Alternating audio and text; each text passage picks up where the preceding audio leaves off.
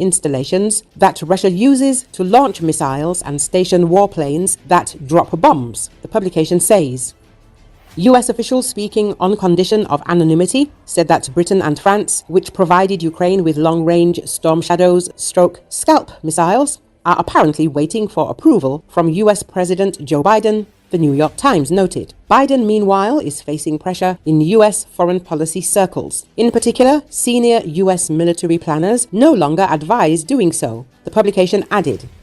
Biden now appears to be weighing how far into Russia to allow Ukraine to use the ATACMS missiles that the United States first gave to Kyiv last year in May. Biden reluctantly agreed to allow Ukraine to launch ATACMS into Russia to target military bases that were used to attack the Ukrainian border city of Kharkiv, the publication says. Experts say ATACMS could now specifically target Russian ground-based air defense systems that threaten Ukraine's nascent fleet of F-16 fighters, which could be critical in countering Russian guided bombs. But it remains unclear whether Ukraine would fly F-16s into Russia, and NATO countries that have donated the jets are divided on whether to do so. It is also noted that if the F-16s cross the border, they will be able to target Russian aircraft using American medium-range missiles known as AMRAAM, which the United States has already sent to Ukraine. In addition, it is noted that the Biden administration is ready to provide Ukraine with JASSM air-launched cruise missiles, which can be used with the F-16. Ukraine is already capable of striking deep into Russia with domestically built drones and is testing a new long-range surface-to-surface missile that could be launched without Western permission. But when it comes to countering guided bombs, US officials and experts say Ukraine will need to strike deep into Russia with fighter jets and ground-based air systems, nearly all of which would require Western approval, The Times writes.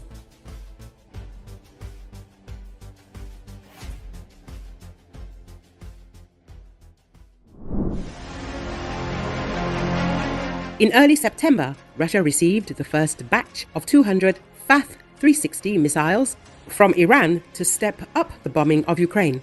However, as Forbes writes, these deliveries could turn against Russia itself, as they could lead to serious changes in the strike campaign in Ukraine. There is a high probability that the FATH-360 deal will backfire on Russia. This could be the last straw for Ukraine's allies, who have so far prevented the Ukrainians from firing their best American and European ammunition at targets in Russia. With the appearance of Iranian missiles in Russia, there are signs that the situation may change, the publication writes. The FATH-360 is a satellite-guided ballistic missile that is carried on a 6x6 truck in 2, 3, 4 or 6 kits. Each missile weighs 1,700 pounds and has a range of 75 miles. The FATH-360's weight and range make it useful for use on the front lines or for bombing cities near the front. Ukrainian observer Alexander Kovalenko predicted that Russia will use these missiles to terrorize the border zone, particularly the Sumy and Kharkiv regions, while ruling out any critical impact on the Ukrainian rear or combat zone. All this suggests that the FATH-360 is not a miracle weapon.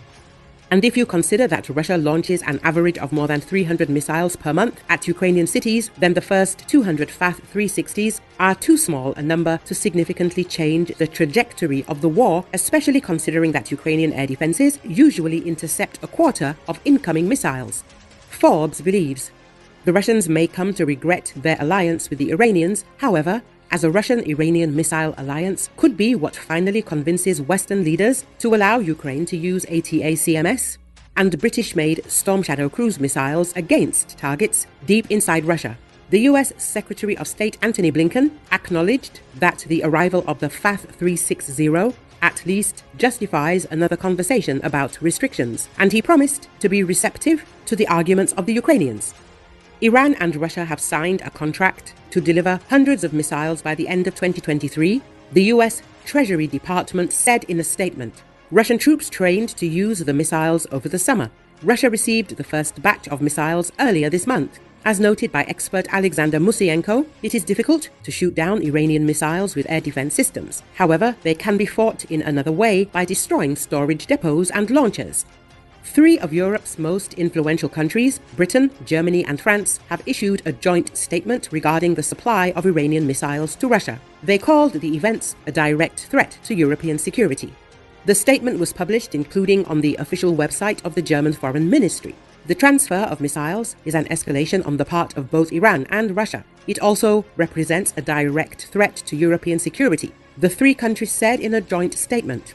They urgently suspended bilateral air traffic agreements with Iran and announced new sanctions against individuals and organizations linked to Iran's missile program and the transfer of FAF-360 to Russia.